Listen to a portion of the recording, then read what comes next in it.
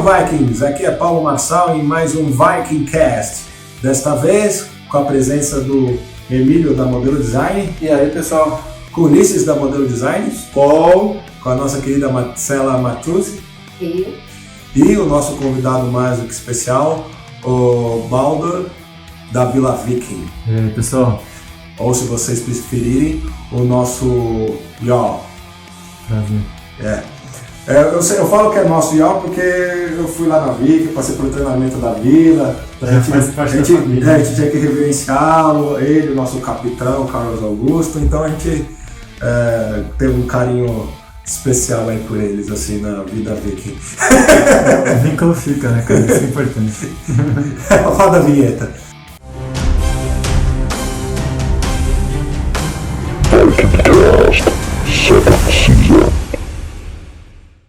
E aí pessoal, voltamos. Hoje nosso assunto é totalmente relacionado ao Paulo, ao Baldur, né? Porque a gente vai falar, ao Balder, se vocês preferirem, a gente vai falar um pouquinho sobre o recreacionismo, o reenactment, né? Mais especificamente o Viking, né? Que é o que a gente tem mais a ver com o nosso Viking Cast, tá? Assim, Paulo, explica um pouquinho pra gente, né, o que é o recreacionismo, né, como que isso surgiu no Brasil e como que isso tem seguido. Certo. O recreacionismo, cara, é uma coisa que já acontece no mundo desde os primórdios, né, cara? Em Roma já se recriava muitas cenas de combate no Coliseu e tudo mais. Na Europa é muito mais comum isso, né, porque faz parte da história deles, mas aqui no Brasil nada mais é do que uma mescla de todos esses povos, né, cara? Então, nada mais justo do que a gente manter algumas coisas também vivas aqui e acessíveis, né? Porque é difícil para um brasileiro ir para a Europa e conhecer recreadores e conhecer as vilas de lá, né? Então, o que é, de fato, um recreacionista, né? É um cara que escolhe um período histórico, né? Seja ele qual for, no caso a gente escolheu da Era Viking, que é o século 8 ao 11, e procura recriar da maneira mais fiel todos os aspectos da cultura desse povo, né? Desde a vestimenta, dos utensílios, da culinária, modo de luta, alguns rituais, basicamente tudo, mas sempre com embasamento histórico. E como a gente consegue esse material? A princípio a gente conseguia muito com, de fato, europeus, né? Camaradas recreadores da Europa, Polônia especialmente, Alemanha, Noruega, Suécia, Dinamarca e tal, que tinham esse material mais fácil e passavam pra gente, né? E, geralmente era por e-mail que a gente fazia isso, cara, pra você ter ideia, né? Agora ficou muito mais fácil, né, de tempos pra cá. A gente faz essa interação. Agora existem muitos livros também, até você colaborando bastante com isso, em português, que a gente consegue ter acesso, né? Especialmente as pessoas que estão entrando agora no recreacionismo conseguem ter acesso, e uma boa base para começar uma recriação de qualidade, né? Com fatos e verídicos, né? De como de fato era na era Viking. Isso é interessante que, assim, mesmo para mim, se vocês acompanham o blog Viking, hoje em dia está tudo em português lá, mas é porque a gente faz um trabalho de tradução. É difícil você achar notícias sobre Vikings em português, mesmo de Portugal, que boa parte dos que tem em português lá no início do blog eram notícias de Portugal, né? Porque no Brasil mesmo é muito difícil. Às vezes é uma republicação que saiu da BBC, que na BBC Brasil traduziu, mas é muito difícil de você conseguir. E quando se fala de, por exemplo, arqueologia, que é o que dá a base aí para o recreacionismo, né? É mais difícil ainda porque é um assunto que é muito distante do Brasil, né? Você vê arqueólogos no mundo inteiro procurando de tudo, seja de Egito, de Viking, de dinossauro. No Brasil é meio que absurdo falar de arqueologia, é uma coisa muito distante da gente, por mais que tenham arqueólogos sérios que fazem trabalhos importantes aqui no Brasil. E tenhamos riquezas assim. Aqui no Brasil é mais voltado para essa parte da cidade em si, o início dela, como iniciou, coisas que datam de descobrimento e posterior. E aí torna-se muito difícil se apropriar dessa cultura, desses conhecimentos. Como eu já disse aqui uma vez, o Baldur falou agora há pouco, no início a gente não tinha essa facilidade com a internet. Então era na biblioteca, era assistindo filme e TV, como ele falou no outro Vikingcast, que você vai ver, poxa, depois que você aprende, você fala, nossa, que absurdo, né? Uma coisa que todo mundo acha, quem não conhece nada, é o Viking com um capacete de chifre. Primeiro que não fazia nem sentido usar um capacete daquele, de me enganchar em todo lugar, se fosse uma batalha daquele jeito. E tem outra coisa também que implica bastante, é que os achados históricos da Viking também, especialmente relacionados à roupa, a um elmo, ou a própria forma de luta e tal, são bem escassos, né, por si só. E os poucos registros que tem disso, se quem tem esse conhecimento ficar segurando, né, cara, e que é uma coisa que acontecia até aqui entre nós, aqui entre recreadores, é aquele negócio louco, né, cara? A gente tem aquele negócio de querer competir com as pessoas, né? Graças a Deus é uma coisa que acabou, né? Que agora todo recreador que consegue material rapidamente compartilha com os outros, né? Mas antes, há alguns anos atrás, segurava isso para mostrar que ele tinha, que ele reproduzia uma coisa histórica e ganhar pontos com isso, sabe? Exatamente, agora não. Agora o pessoal está bem mais unido, sabe? E vendo que só assim que de fato o recreacionismo no Brasil vai crescer, né? União, que é coisa que com a Vila Viking a gente conseguiu também fazer, e com outros movimentos, que nem o de nós também tem feito. E é que eu, de uma maneira bem singela, eu estou tentando fazer, passar esse conhecimento também escrito, né? O pessoal pede bastante para eu fazer vídeos, essas coisas, mas aí exige edição, um pouco mais de capricho, aí demanda mais tempo também, que é um recurso meio escasso, mas vou tentar também fazer alguns vídeos, né? Alguns a gente vai tentar fazer com o Baldur, algumas coisas também com a MD, para a gente trazer algumas coisas mais interativas, mais interessantes, para deixar isso mais fácil para as pessoas, né? Por exemplo, essa semana, que agora a gente está gravando o Vikingcast agora em março, tá? A gente vai pôr ele no ar em maio, mas essa semana, por exemplo, a gente colocou o Havamal traduzido em português, direto do Nórdico Antigo, na Livros Viking, então uma tradução. E o que a gente toma cuidado é de usar de fontes fidedignas, então a gente pegou de um trabalho científico muito bem feito, que faz essa tradução e faz os comentários. No blog eu coloquei só o Havamal. Se vocês quiserem comentário, lá embaixo tem um link, você acessa ele na íntegra e vê com os comentários o que queria ser dito ali, o que aquilo significa, o que era para você entender do que o Odin estava falando e etc.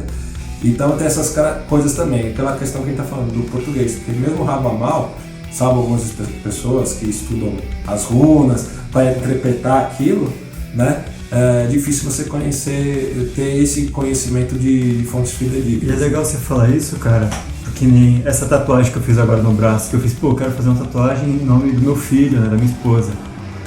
A primeira forma que a gente queria escrever, a gente largou de escrever por quê? Porque era a forma que eles diziam para alguém que morreu. Né? Por exemplo, o Paulo fez essa escrita, né, esse registro para seu filho Martim. Isso é uma frase, por exemplo, usada numa runestone para um pai que perdeu um filho, sabe, por exemplo, sabe, e registrou aquilo. Então a gente mudou a frase, falou, essa escrita foi feita por Paulo, esposo de Gabriela, para seu filho Martim, sabe? E são detalhes que mudam, e mudam completamente o sentido da frase, se vocês quiserem de fato seguir o que era feito no período, né, e como era dito no período, né. Então até uma mesma palavra tem diversos significados, então você tem que ver o contexto todo, sabe? Sim. Então é uma coisa bem delicada mesmo de se mexer. Uma coisa que eu vejo bastante o pessoal fazendo, eu, para ser sincero, também já fiz isso, é tentar escrever as coisas em runas por conta do som. Então, assim, faz sentido, porque elas simbolizavam o som, só que não o som nosso, simbolizavam da língua deles, do norte. Exatamente, então, a gente até falou a respeito disso aqui. Então, por exemplo, você vai escrever Thor, você não vai escrever com som de Thor, você vai escrever tudo, né, que é como eles falavam, então fica diferente o texto, né, então assim, esses cuidados devem ser tomados. Eu sei que a gente está saindo um pouco da questão do recreacionismo, né, mas também faz parte, porque não deixa de ser o conteúdo, esse tipo de informação. Você está mostrando assim, não tem como a gente conversar com o Baldur sobre recreacionismo e não voltar a falar um pouco da vila, né? Então, assim, da minha experiência lá, que ele já estendeu o convite para quem quiser ir lá conhecer, tudo foi tentado ser feito como era naquela época. Algumas pequenas exceções, porque são inviáveis, né? Mas, assim, o tipo de cultivo, o tipo de fogareiro, o tipo de construção, a disposição das construções, o tipo de paliçada, o material usado na paliçada, que ele usou pinheiro, que era uma coisa que existia lá naquela região, inclusive, né?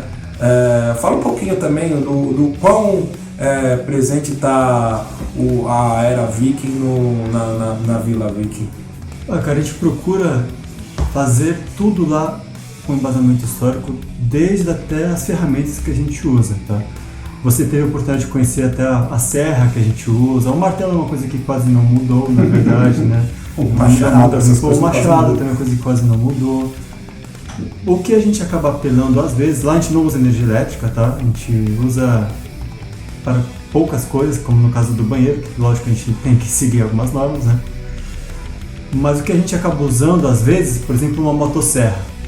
Quando só tem 2 pessoas, a gente tem uma série de material para fazer. A gente não tem, que nem a gente comentou anteriormente, 100, 200 pessoas para cortar as coisas pra gente, sabe? Então seria praticamente inviável a gente fazer isso em 2 pessoas, senão eu vou morrer em 2 anos, cara, fazendo isso daí, sabe? Eu já chego em casa com a minha lombar doendo, sabe? Já perdi 12 quilos usando as ferramentas lá contemporâneas, que com muita ajuda.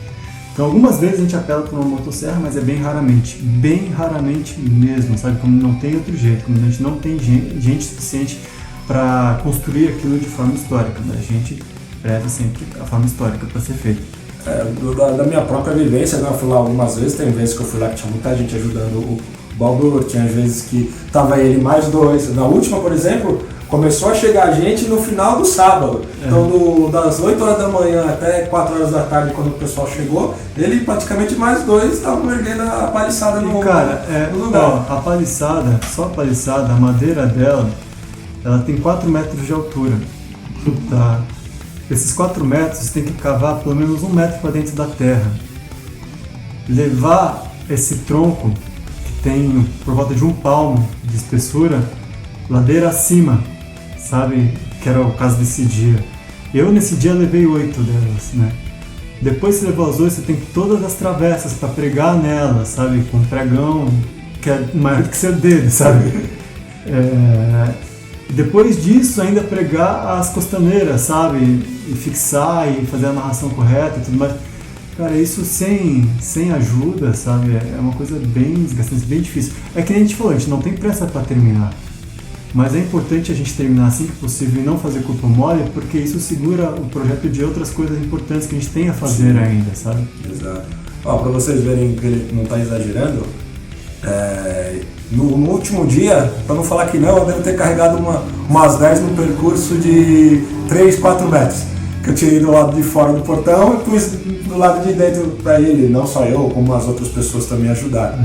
É realmente pesado, então, algumas pessoas levavam em 2, né? Outras levavam em 1, e fora que você fica todo melecado com a seiva. Você vê, a vila ela tem 4.000 metros, cara, a vila. Quando a gente chega, o caminhão com material, ela chega na entrada. Então, ou seja, lá na outra ponta, cara, você imagina, porque tem paliçada em volta de tudo. Imagina o trabalho que a gente teve com isso, sabe?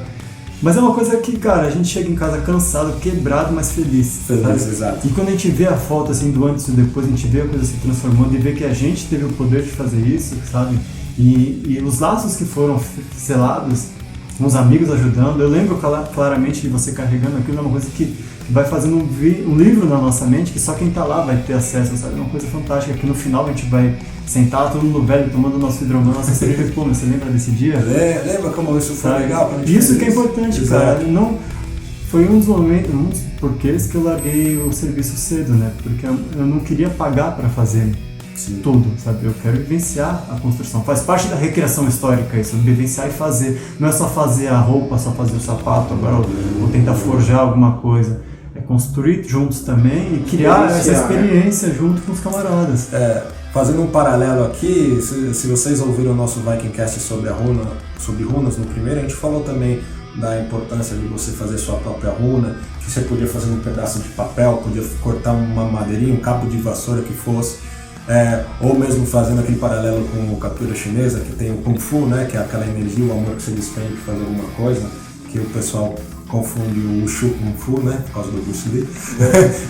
Mas o Wushu é a arte marcial, o Kung Fu é a energia e o empenho que você usa. Kung Fu é você ser o melhor que você estiver fazendo. Exato. Desprender o melhor de você para fazer aquilo.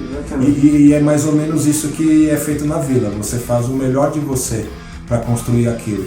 Então, cada metro daquele, cada galhinho que você quebrou para fazer uma fogueira, cada árvore que você teve que cortar para construir a paliçada ou o grande salão, tudo aquilo foi a energia e o amor, né, principalmente do Baldur, para aquilo que seja construído, porque aquilo não é... Pode ter começado como a realização de um sonho dele, mas pelo que eu vejo lá das vezes que eu vou, aquela família dele está crescendo. São mais pessoas envolvidas naquele sonho. Aquilo começou a virar um sonho das outras pessoas também, de querer fazer aquilo acontecer e ver acontecer. Então você começa a ver pessoas, um dia você vai lá, tem essa, quando você volta já tem aquela, mais uma, e vão tendo pessoas que começam a repetir, né? E isso daí é uma experiência legal. E às vezes, e nas vivências que eles fazem lá também, como a gente disse nos outros, você aprende coisas legais. Por exemplo, no último a gente aprendeu a montar uma barraca no estilo viking, que é um negócio totalmente simples, que eu não sabia como fazer, mas hoje eu faço. Se eu tiver que construir uma barraca, eu faço uma. E é tão simples que é um absurdo a gente não saber fazer sem alguém disciplinar. Com a minha idade, né, que eu tenho 36 anos, né? Isso aqui meu pai com certeza faria, mas por que ele não me ensinou, né? Meu pai, eu digo assim, meu pai é aqueles caras que fazem tudo, né? Um multi-homem, né? Eu falei com o Paulo da última vez, é que se precisar de ajuda a construir barco, meu pai construiu 3. Inclusive minha mãe pôs fogo. Então seu pai tá assim na liga da minha mãe, faz tudo também. Ela também, barraca, tudo é com ela mesmo. Então, assim, por isso que eu tô falando, eu vou fazer uma oficina de forja e vou tentar fazer uma sax e na casa do meu pai, porque é o único lugar que dá pra fazer na casa dele, que tem todo tipo de material. E sabe o que eu acho interessante? E participar nunca puder na vila. Eu falo isso desde a primeira vez que eu fui lá, que nunca puder ajudar. E o que eu acho interessante que vocês estão falando dessa vivência é justamente isso. E foi o que o Baldur falou aqui. Caramba, daqui a alguns anos, sentar, beber alguma coisa e, poxa, você lembra quando a gente subiu isso aqui, quando a gente construiu isso aqui, tu lembra daquele dia, pô, e lembrar das coisas. E eu acho isso tão importante, principalmente nos dias de hoje, onde toda a informação, onde tudo é tão mastigado, é tão fútil, tudo passa assim na velocidade da luz e você não lembra do negócio que aconteceu no mês passado, gente. Eu acho que hoje, como o Marcelo está falando, o problema não é a informação vir mastigada. O problema não é a tecnologia ou o uso dela, o uso de ferramentas. Não é esse o problema. O problema é o quão as pessoas estão ficando distantes umas das outras, usando essa mesma tecnologia, essa mesma informação. Ao invés de usar para se juntar, está usando para se isolar, cada um na sua. Apesar da tecnologia, olha o Baldur falando que ele obtém informação, quer dizer, da Noruega, da Dinamarca, daquele pedaço da Europa que é lá na Casa do Chapéu. É muito mais fácil com a internet, é muito mais fácil com a tecnologia, mas essa mesma tecnologia é aquela tecnologia que você chama o seu amigo para tomar um café via WhatsApp. Por que você não vai tomar um café com ele, de fato? Exatamente. Eu vou falar assim, eu vou usar até algumas palavras do que o próprio Ulisses falou, né, que tudo tem a questão da época, né? E de como as coisas eram feitas naquela época. E, por exemplo, eu pego da experiência do meu pai, né? Meu pai teve uma vida muito mais solta. São Paulo, na época dele, era totalmente diferente da minha. A minha infância foi muito divertida. Minha família é do interior, então eu passei muito tempo no mato também. Né? E mesmo em São Paulo, na época que eu era moleque, dava pra jogar bola na rua, dava pra fazer um monte de coisa, né? Correr, tocar campainha, sair correndo, fugir de polícia, dava pra fazer um monte de coisa. Arrancar um pedaço do pé, se machucar. Por exemplo, eu pego os meus primos que não são tão mais novos do que eu, tem uma diferença de 10 anos assim, e os caras nunca jogaram bola na rua, sabe?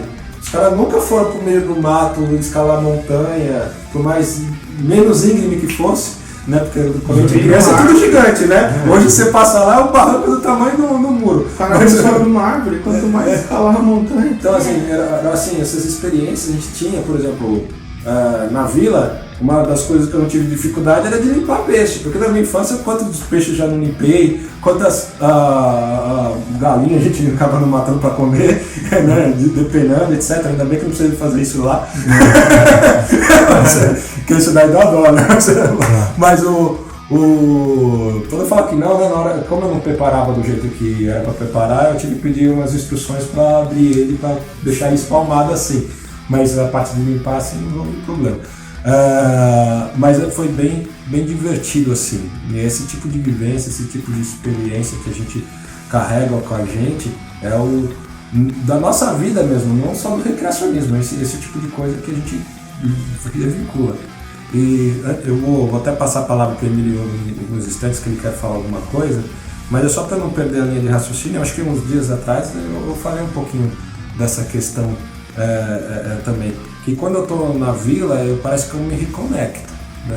Uma vez o Baldur perguntou para mim, cara, você tá bem, tá tranquilo? Eu falei, não, é que eu tô em outro planeta, tô com sono, também tava com sono, mas é que eu tô assim, eu tô vivenciando, eu tô numa outra esfera, tô numa outra dimensão ali, vivendo um negócio que me reconecta.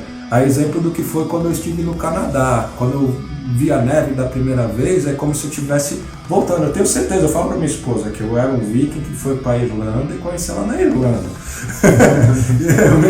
Essa é uma lembrança que está muito latente em mim, que eu não tenho embasamento nenhum para falar isso. Tudo bem, a família do meu pai é da Europa e tal, mas mesmo assim, né, difícil dizer, principalmente porque eles são italianos e portugueses e tal, mas pode ter acontecido, né? Então assim, há uma conexão assim legal. Tá, e é isso que a gente sente quando tá na vila, né? Nisso aí não tem nem como dizer que eu já agradeci várias vezes, que foi uma das minhas melhores sensações que já tive. Emilião, quer falar alguma coisa? Diga aí. Sim. A gente estava falando muito dessa parte da tecnologia e tal, e uma coisa que é um problema nessa parte de tecnologia, das coisas serem muito fáceis, e ele está afetando as pessoas de um jeito bem ruim, que as pessoas não sabem mais fazer nada, tudo depende de alguma coisa pronta e tal, e a gente, quando a gente monta um negócio, quando a gente coloca mais a mão na massa para fazer algumas coisas acontecerem, mas a grande maioria das pessoas que vivem nesse mundo, quando está tudo pronto, eu vejo o quanto falta elas poderem pôr a mão na massa, fazer certas coisas acontecerem com o próprio esforço, e o quanto isso ajuda para a pessoa ter mais autoconfiança, elas entenderem que elas conseguem fazer certas coisas, e a gente está dependendo dessas coisas tudo prontas, deixa as pessoas muito inseguras, muito dependentes, e quando se depara com uma situação difícil, elas não sabem lidar com a situação. Por exemplo, todo dia eu ia com a minha esposa no mercado comprar pão. Todo dia a gente vai no mercado comprar pão. Aí a gente falou, não, vamos aprender a fazer pão. Agora a gente faz pão, não precisa ir mais no mercado, pega farinha, tem um trabalho 2 vezes na semana de ter que fazer o pão, que aí faz o filão, assim fica bonitão e leva pela semana toda. Tem, mas é uma coisa que você fez, você dá muito mais valor àquilo que você fez. E te dá satisfação pessoal, melhora a sua autoestima, porque você está fazendo algo, você tem a satisfação do resultado, e mesmo quando você... E aquela coisa, mas eu vou me frustrar se eu não conseguir. Gente, se adquire XP fazendo, né? Exatamente. É errando que se acerta. Então... Aí eu ia fazer essa conexão justamente com o Davi, que foi de fato a proposta é fazer praticamente tudo, né? Do zero, né? Criar as ferramentas, ou seja, é um conhecimento que você adquire ali. Eu nunca fui, mas eu faço ideia, eu fico imaginando como é, né? Cara. Mas ainda assim, dentro do discotismo, é só uma fração do que é de fato montar um lugar para você morar, para você consegue compreender que é uma fração que você consegue vislumbrar e falar para outras pessoas? Exatamente. E, por exemplo, a Anica, ela tem essa fração? Eu não sei, eu não conheço o suficiente pra... Exatamente. Então, eu tô falando assim, entendeu? E a gente conhece pessoas...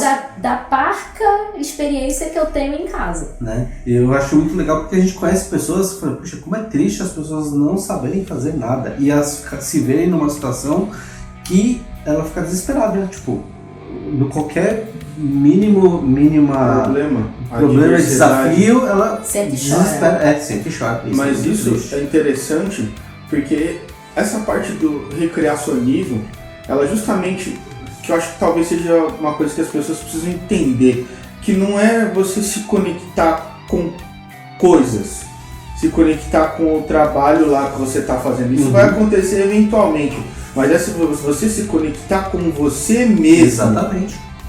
As pessoas não têm essa conexão, é disperso, e isso gera o quê? Só um dado, tá? Rapidamente, um dado rapidinho, tá? Aumentou em 600% a mortalidade por suicídio dos 10 aos 15 anos. Isso não é um número normal para uma criança. Isto não é normal. Não é normal você não conversar, não é normal você não expor os seus problemas, não é normal você achar que a felicidade é a felicidade do Facebook, do Instagram. Isso não é normal. Aí, o que acontece? Acontece o que aconteceu em Suzano. O moleque junta com outro moleque que não consegue ter perspectiva, que era o famoso zoado, porque hoje o bullying ele é tratado de uma forma que eu acho que acaba ajudando a ficar pior do que ele é de fato. Na sua época você nunca foi zoado na escola, Paulo? Não, né? Exatamente. Nunca teve pancadaria na escola. Exatamente. E você não é um doido, né? Não. Entendeu? Então, eu acho que está precisando disso. As pessoas precisam se conectar consigo mesmo, se entender, para conseguir falar com as outras pessoas. E é por isso que eu acho importante, o jeito que vocês vivem lá, é fácil? Não é fácil, mas o que é fácil hoje? Pois é, cara. São nessas pequenas atividades que a gente faz, desde fazer o fogo usando pederneira, em grupo, sabe? Que nem, por exemplo, na vivência que o Paulo participou, se eles não tivessem feito o fogo, eles iam ficar com fome, ou iam comer alguma coisa crua, sabe? Mas o que aconteceu? Eles trabalharam em equipe para conseguir fazer o fogo, um fez o fogo, alguns não, aí depois acho que outra pessoa conseguiu, mas eles ficaram felizes por essa pessoa ter feito o fogo, sabe? Não existiu essa competição, pô, eu não fiz o fogo, eu fiquei bravo, sabe? Não, pô, uma pessoa conseguiu fazer o fogo e a gente alimentou o fogo e preparamos o peixe junto, abrimos o peixe juntos. E você começa a dar valor, cara, como que é difícil, como era, né, difícil tudo isso, essa essência da coisa, sabe? Você aperta o botão, você já tem fogo, sabe? Você desperdiça até isso ligado, sabe? Lá não, você tem que ficar tomando atenção para não perder o fogo, alimentar a chama, fazer esse trabalho em grupo, ter essa sinergia, ser proativo, sabe? Isso até no seu trabalho serve bastante, não ficar esperando pelo próximo. Pô, se você vê que o fogo está acabando, vai lá, alimenta. Se uma pessoa está com dificuldade de cortar o peixe e você tem mais habilidade, vai lá e abre, sabe? Não desperdiçar a comida, sabe? Porque você viu quanto que é difícil, você viu que foi uma vida que foi tirada, né, para você se alimentar. As crianças, quando vão lá, a gente não tem sinal, a gente vai ter futuramente, né, por questão dos mercadores e tudo, mas a gente não vai disponibilizar para ninguém, porque a ideia é você não pegar celular, não pegar coisas. Então as crianças lá, o que elas fazem? Elas começam a brincar, senta perto da gente escutando uma história, fica perto do fogo com os pais, sabe? Pega uma espadinha e começa a brigar, a gente faz uma parede de escudo, bota eles para tentar atravessar, sabe? E os pais entram nessa vibe também, vão ver como é prazeroso, porque a gente chega em casa, a gente chega cansado do trabalho, o que a gente vai fazer? Senta na TV, bota o moleque para fazer alguma coisa lá, porque você não quer fazer nada, você quer se desligar. E o momento que você se desliga na vida é para fazer esse momento que o Paulo falou. Você está ainda contemplando o momento, sabe? E isso te revigora de tal forma, cara, que você não sabe explicar de onde vem essa energia. Eu já fui uma vez para lá, construí uma cabana, eu estava até sozinho nesse dia. E eu deitei um momento depois que eu almocei, até nesse dia o cachorro roubou parte da minha comida. E os cachorros invasores lá. Agora não mais. São mais agora é capalizado. Agora nós fechamos a parcela completamente. Eu deitei no chão assim, só escutando a árvore, sabe, o vento. Tem um casal de tucano agora lá, escutando barulhinho e tal. Ai, que delícia. Eu dormi durante 3 horas. Eu acordei e falei, putz, não fiz metade das coisas que eu tinha pra fazer. Mas aquele momento meu eu tinha que ter feito. Sabe, era uma coisa que eu precisava e a gente fica se forçando a fazer, isso serve na vida da gente. A gente se força a ser mais, e querer fazer mais, e cumprir metas, sabe? E lá a gente não tem isso, cara. A gente vive um dia após o outro, a gente constrói o que dá pra construir, não terminou, a gente constrói no outro dia e assim vai. Aproveitando cada momento e respeitando nossa mente, nosso corpo e nossos camaradas que estão lá com a gente, fazendo todo esse força, essa força-tarefa pra realizar esse sonho em conjunto. Tem uma coisa que o meu mestre falava que era muito engraçado, porque eu me lembro quando eu comecei a praticar artes marciais, eu sempre fui maluco por artes marciais, não importa qual, né? E eu queria ficar tipo assim, 3, 4 horas ali, cara, destruindo no negócio, né, meu? E o mestre falava, não, vai pra casa e você pensa no que você fez aqui hoje, né? E eu não conseguia compreender aquilo. Aquilo não fazia lógica pra mim, porque na minha cabeça, quanto mais eu fizer, melhor eu vou ser. Entendeu? Não é assim. assim. Não é. Você tem um momento que você para de simular e você só começa a executar. E você não guarda aquilo ali. É o que a gente estava conversando agora há pouco também sobre a parte do ataque surpresa durante a imersão, que o Paulo participou também. Que eles não venceram, mas foi feito para eles não vencerem, né? Porque a ideia era, quando eles voltarem para os salões, discutirem isso, né? Ver os pontos onde eu posso melhorar, onde eu possivelmente falhei, o que eu poderia ter feito para conter esse ataque melhor, sabe? Onde que eu tenho que treinar mais, onde eu me machuquei, então eu tenho que tomar cuidado com essa perna na frente ou atrás, na hora do combate, sabe? Porque se eles tivessem ganho, eles iam estar acomodados com a situação, pô, ganhei, aqui vem o próximo, sabe? E não é bem assim, então, por isso que a gente não dá mole. Se não fez o fogo, vai ficar com fome, se perdeu a batalha, vamos treinar mais para continuar lutando, e faz parte da recriação. A gente está recriando o período, não está recriando só um objeto, sabe? O objeto é só uma parte da recriação. Saber lidar com toda a situação. A adversidade, com a própria derrota. A derrota tem muita. A gente aí. É importante demais. E serviu também de lição em outros aspectos, porque no dia seguinte a gente foi lá, refez o aparelho de escudos, aprimorou o aparelho de escudos, aprendemos movimentos, algumas coisas não tinham sido ensinadas pra gente de propósito, pra gente justamente ficar mais fadado a essa derrota, inclusive. Assim, e aí depois foi corrigido, vocês deviam ter feito assim, vocês montem assim, e etc. E voltando pro que o Paulo falou no começo,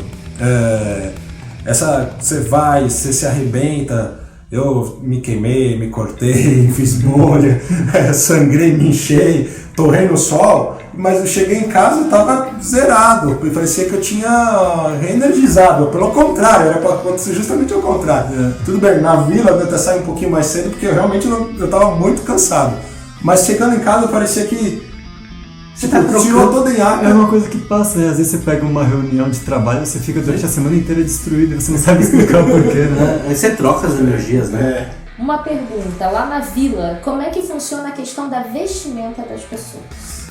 Nós, recreadores, a gente faz a nossa própria vestimenta ou encomenda com recreadores também, que nem o Edson da Herzir, a Stephanie e o Bruno da Craftner e outros mais, que já fazem isso há muitos anos, né? Inclusive muito material que eles pegaram de fora, outros agora já conseguiram acessar por aqui, e eles fazem de fato até a costura de forma historicamente correta. A gente está fazendo essas oficinas agora, não é à toa também, é para ver quem de fato quer ingressar nesse mundo com a gente mais a fundo, e com o tempo eles também reproduzirem as suas próprias vestimentas. Nós não deixamos obrigatório em eventos maiores, abertos, maiores que eu digo 100, 150 pessoas. A gente não quer passar disso para manter a qualidade do aprendizado do espaço, né? A gente não obriga essas pessoas a usarem vestimenta, tá? Mas há encontros específicos, que nem esse que o Paulo participou, nós fornecemos a túnica para eles usarem no dia, né? Vão ser alguns momentos que a imersão vai ser tão profunda que a gente não quer nada destoando. A gente não usa nenhum tipo de descartáveis lá, por exemplo, né? Isso geral. Mas o Horn pode levar. O Horn pode levar. Inclusive o Horn, só uma curiosidade, tá? Não é uma coisa comum da Era Viking o cara carregar um Horn no cinto, essas coisas, tá? Era uma coisa mais cerimonial, tá? Era mais comum eles usarem um copo mesmo, tudo, tá? Mas voltando... É que nem o hidromel, não era tão frequentemente bebido porque era uma coisa cara, né? Mas é difícil de produzir, né? A cerveja era consumida em grande quantidade, sim, sabe? Cerveja sim, não sei. Era mais que nem o meu amigo Vinícius falou uma vez, é mais seguro beber cerveja na época do que a própria água, né? Porque é destilado, né? Passava um certo tratamento assim pra tirar impurezas, digamos assim. Né? Não sei o que falar, mas é cerveja e batata. Batata? É uma beleza. Batata não tinha no pedido, tá? Eles não consumiam batata, é coisa nossa aqui. Assim, eu ouvi uma história, não sei se é bem verdade, mas faz sentido, tá? Tem uma cervejaria, que é a cervejaria mais antiga do mundo, que faz cerveja em escala até hoje, que é uma cervejaria alemã, e que começou sendo feita por monges. Reza a lenda que eles começaram a fazer essa cerveja para dar para os vikings não saquearem os mosteiros deles. Nossa. Que é a Weisse Stefan. A cervejaria de 1040 existe até hoje. E muito boa de trigo, inclusive. Vamos pesquisar, vocês aí, não acreditem no que eu estou falando, para ver se é verdade. Mas essa é uma história legal e faz sentido. É possível, né? A era viking, é até delicado falar isso, que deu fim em 1066, né? Com a Batalha de Hastings. Considerado. Mas não quer dizer que não existiu mais viking depois disso, exatamente, sabe? Podem ter existido, sim, várias outras excursões, mas não registradas ou registradas. Porque deixou de ser interessante ser um viking para os reis, no caso da Noruega e tal. Começou a mostrar mais interessante o comércio, né? As negociações menos dispendiosas e mais lucrativas, né? Tanto é que muitos se converteram por conta disso, né? Porque o cristianismo trazia já um sistema mercantil mais elaborado. Então foi deixando de ser interessante você perder guerreiros, sabe? Ou você até atacar e ir contra a política do seu rei, depois você ser punido, sabe? Além de ser contemplado como um viking foi bem sucedido, sabe? Pô, cara, você atacou lá, o cara é nosso aliado, vai fechar a rota comercial e aí agora, sabe? Então começou a deixar de ser interessante isso. E assim, o pessoal que vivia na Escandinávia continua sendo o povo viking, né? Eles só não agiam mais, então se... É uma profissão. Pode dizer que... né? Foi diferente. Exato, pode dizer que ainda são os vikings, né? Porque a gente entende que eram os navegadores, depois os piratas, que eram os vikings, que eram uma profissão são o pessoal daquela região. Mas assim, houve antes também, começou em 750, né? Porque nasceu um viking hoje, começou com certeza muito antes de Deus. Exatamente a mesma coisa depois, porque ainda teve a Islândia, teve os assentamentos na América, né? Então de Rússia lá, tem os russos, né? Tem os João Vikings, né? Que esse já é meio lenda, mas pode ser que tenha existido. Então assim, houve os próprios normandos, né? Que encerram a era viking, eram vikings. Se você for ver, eles só estavam na Normandia. Mas eram. Então assim, a vida continuou, né? Bom, eu acho que é mais ou menos isso o nosso Vikingcast de hoje sobre o recreacionismo. A gente destoou um pouco do assunto, mas acho que a essência do recreacionismo, do reenactment viking, a gente falou. Por favor, Paulo.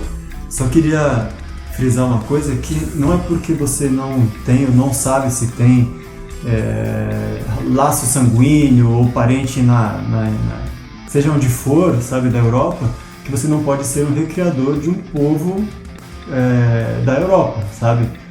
É bem limitado pensar dessa forma, sabe? E errado, né? Você tem que recriar o que você de fato gosta, seja de onde for, e compartilhar isso com mais pessoas que com certeza gostam também. E se você não gosta, cara, não se meta, sabe? Simplicidade. Simples assim, não né? se meta. É que tem muita gente que é uma coisa que é desgastante, sabe? Que ainda hoje aparece. O cara é um índio, sabe? E tá recriando um viking, sabe? O cara era loiro de olho azul só. O cara não é. Quem disse pra você que os vikings eram todos loiros de olho azul, sabe? Tem histórias muito bacanas, que nem a história do viking negro e tal, que a gente já ficou mais popular agora, que mais a gente conhece, sabe? Eles não tinham isso também entre eles, sabe? Esse negócio de querer casar só com mulher branca. Eles achavam bonito mulheres de outras cores, de outros povos. Eles abraçavam outras culturas, sabe? Se fosse para eles de alguma forma lucrativo até, né? Ou seja, você agora, no nosso século, achar que não pode ter um recriador no Brasil da era viking, cara... É um pensamento muito limitante. É um pensamento, cara, você, sei lá... Eu acho que uma das primeiras conversas que eu tive com a difícil Marcela não ser na minha vida foi sobre isso. Posso fazer um paralelo? Saindo um pouco da Europa, indo lá para os lados do Emílio, lá, os lado do oriental do negócio. Uma coisa rápida, tá, pessoal? Sobre isso que o Baldur falou aqui. Existia um líder japonês, né, que chamava Nobunaga. O pessoal que tá ouvindo aqui o Viking Cast também deve conhecer um pouco de samurais, tá? Tem nada a ver com o Viking Cast, mas abrange o que ele falou. Então existia um líder japonês chamado Nobunaga, e ele não era um líder japonês, ele era o líder japonês, porque ele unificou toda aquela zona. Ok. Alguns padres europeus, né, foram para o Japão. O Japão, Nobunaga, ele abraçava outras culturas, e para ser mais fechado que japonês naquela época do shogunato é difícil, tá? E ele abraçava outras culturas, ok? Até aí, maravilha. E esses religiosos, eles foram para lá com expedição e tudo mais. E um dia o Nobunaga estava olhando esse pessoal andando na rua em caravana, e ele viu um negão, cara, de 1,88 m, esse negão. E ele resolveu conversar com esse negão, mandou que levassem esse cara até os aposentos dele. Eles levaram esse cara até os aposentos do Oda Nobunaga, e para o espanto do Nobunaga, esse negão falava japonês. Ele era um escravo e ele aprendeu a língua ouvindo, porque ele já estava há uns anos ouvindo. O Nobunaga ficou espantado com a cor da pele do negão. Olha, gente, eu vou ser bem claro, eu sou preto. Mas esse cara, mano, Você mentiu, né? eu sou bem escurinho. Escurinho. Mas esse cara, ele era nigeriano e aqueles lados lá. Então o cara era bem mais escuro que eu, assim, tá? Ele era bem escuro, esse cara. E o Nobunaga ficou apaixonado por essa cor. Ó, tá, seus otaku? Se vocês estiverem ouvindo aí, agora vocês vão cair duro. E esse cara foi treinado pelos treinadores da casa shogunal do Nobunaga. Esse cara se tornou um samurai, e você, para ser um samurai, você precisa nascer um samurai. É simples assim. E esse cara chama Yasuke. E não só isso, além de se tornar um samurai, porque existiram 3 na história, que eram forasteiros, né, que eram estrangeiros, que se tornaram samurais. Só 3 na história, certo?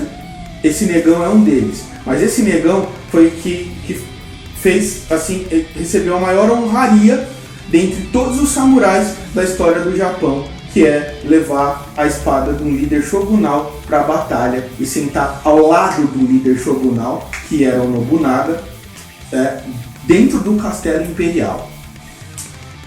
Então, se você tem algum problema com culturas estrangeiras, porque destoa da naturalidade, eu acho que você tem algum problema de fato. Eu bani 3 pessoas do Facebook por causa de um post que eu falei sobre o Viking Negro. Por causa de posicionamento preconceituoso. Isso daí é uma coisa boa, cara, da vila lá, porque a gente trata como nossa casa, né? Sim. A gente tem um tremendo respeito por todas as pessoas que vão lá. E a gente quer manter a energia boa do lugar. Então quando a gente vê que uma pessoa está indo por esse lado, comentando alguma coisa racista, preconceituosa, ou seja na vila, ou seja na rede social, a gente bloqueia também, cara, porque o nosso foco não é números, cara. A gente precisa de gente boa, gente focada, gente interessada em aprender. Com energia lá em cima, cara. Perfeito. Eu saí de um grupo também relacionado à parte mais folk e tudo mais, justamente porque estavam muito mais preocupados com números e muito menos preocupados com a qualidade e harmonia da equipe, entendeu? Do grupo inteiro como um todo, né? Bom, pessoal, desculpa, eu sei que o assunto está interessante, mas senão nosso Viking Cast vai ter 6 horas e meia. Deixa nos comentários se vocês querem que a gente aborde mais. Mas, por favor, deixem os comentários, participem do nosso edital. para participar do livro Mitologia Nórdica, uma coletânea de contos contemporâneos. Esqueci de uma coisa que eu falei errado lá sobre minha tatuagem. Tá escrito Paulo, marido de Gabriela, pai de Martim. Tá, só pra corrigir, que eu me enrolei no começo e falei errado. Não tem problema, a gente entendeu a mensagem. E participem, estejam conosco. Qualquer dúvida, se quiser saber mais sobre a vila, pode mandar pra gente, a gente transmite pro Baldur, ou se não, passa para o pessoal da vila que responde por esse tipo de pergunta. Eu dou uma filtrada para eles, que é lugar. e se quiser participar do próximo Vikingcast, deixa aí seu comentário e vem com a gente, tá bom? Foi muito bom gravar esse Vikingcast. Até a próxima, pessoal. Só esquecendo, não esquece, Vikingcast tá no Spotify e no seu agregador de podcast favorito. E no YouTube. Yes! Falou! Falou!